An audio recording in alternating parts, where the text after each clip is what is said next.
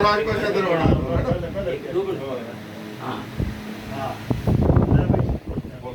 नाकोड़ा तीर्थ पर बोधनायक श्री पार्श्वनाथ भगवान को नमन करते हुए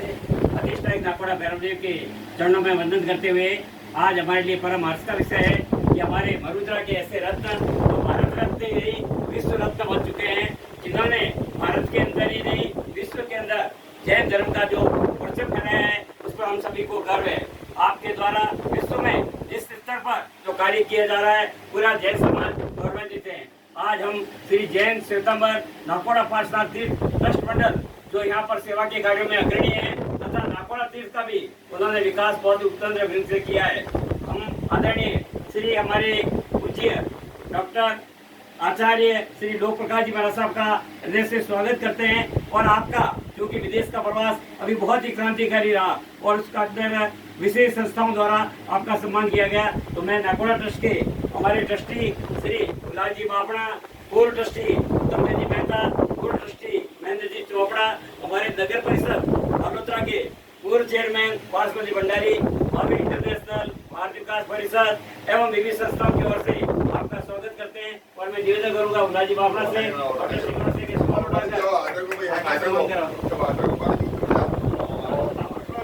देखिए ये श्री नाकोड़ा तीर्थ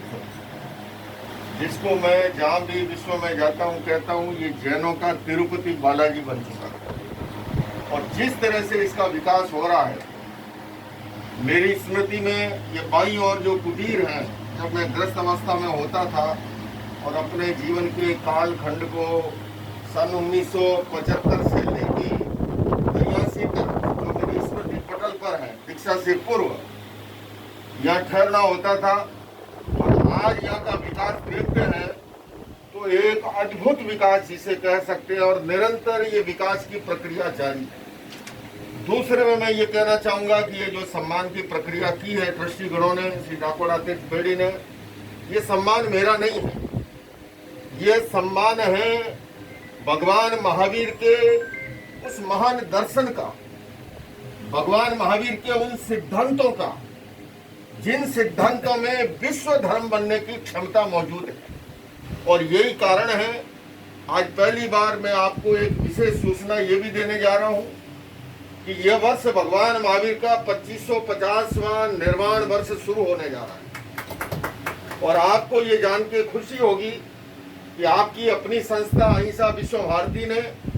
अंतर्राष्ट्रीय स्तर पर विश्व मैत्री वर्ष के रूप में इसका मनाने का निश्चय किया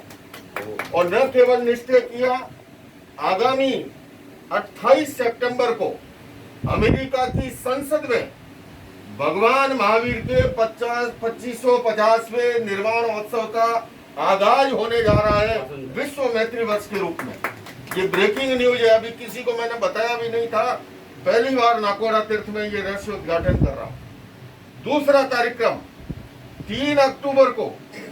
पार्लियामेंट ऑफ ओंटारियो कनाडा की पार्लियामेंट में 3 अक्टूबर को कनाडा की पार्लियामेंट ऑफ ओंटारियो में भगवान महावीर का 2550वां निर्वाण महोत्सव विश्व मैत्री वर्ष के रूप में मनाया जाना है। तीसरा कार्यक्रम 4 अक्टूबर को state assembly of greater British Columbia में 4 अक्टूबर को भगवान महावीर का 2550वां निर्वाण महोत्सव विश्व मैत्री वर्ष के रूप में उसका शुभारंभ हो रहा है। और इसी तरह से लंदन पार्लियामेंट के साथ हमारा संवाद जारी है और बहुत मुमकिन है कि दीपावली के आसपास लंदन पार्लियामेंट में भगवान महावीर का 2550वां निर्वाण महोत्सव विश्व मैत्री वर्ष के रूप में मनाया जाएगा। इसी तरह से उसका कारण क्या है, आप देखिए यूक्रेन और रशिया का युद्ध चल रहा है, इतने लंबे काल से चल रहा है, कोई समाधान नहीं है और वास्तव में तो युद्ध हिंसा कभी समाधान होता भी नहीं है। समाधान है तो भगवान महावीर के उस अनेकांत दर्शन में समाधान है। युद्ध के बाद भी क्या होता है, बातचीत की टेबल पर आते हैं तो भला पहले ही वार्ता के द्वारा महावीर के बताए हुए मार्ग अनेकांत दर्शन के द्वारा संवाद करके, क्योंकि वार्ता के द्वारा संवाद के द्वारा पीस थ्रो डायलॉग के द्वारा हर समस्या को सुलझाया जा सकता है, चाहे यूक्रेन रशिया की समस्या हो, चाहे भारत पाकिस्तान के संबंधों का मसला हो, चाहे अन्य कोई भी क्यों न समस्या हो। महावीर के अनेकांत दर्शन के द्वारा अनेक समस्याओं का समाधान संभव है। और आज दुनिया की सबसे बड़ी जो समस्या है ग्लोबल वार्मिंग, मैं अभी आ रहा था, देख रहा था खेतों में किसानों ने बेचारों ने फसल बोई थी, लेकिन लगभग सूखती जा रही। ये सब ग्लोबल वार्मिंग के कारण से, जलवायु परिवर्तन के कारण से, क्लाइमेट चेंज के कारण से हमने देखा जिस कालखंड में नहीं होने की बरसात इतनी अधिक हुई, और जिस समय अब जरूरत है एक एक बूंद के लिए किसान तरस रहा होगा। मैं रास्ते भर सोच रहा था कि इन किसानों को कितना दुख होता होगा जिन्होंने इतना श्रम करके फसल को उगाया। तो ये ग्लोबल वार्मिंग की समस्या भगवान महावीर ने 2600 वर्ष पूर्व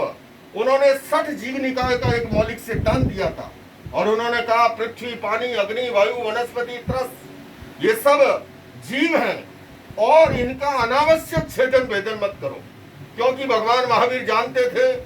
पदार्थ सीमित हैं, इच्छाएं असीम हैं, और इसलिए उन्होंने आगम ग्रंथ में कहा इच्छाऊ आकाश समान अनंतिया। महावीर क्या कहते हैं? इच्छाएं आकाश के समान अनंत हैं।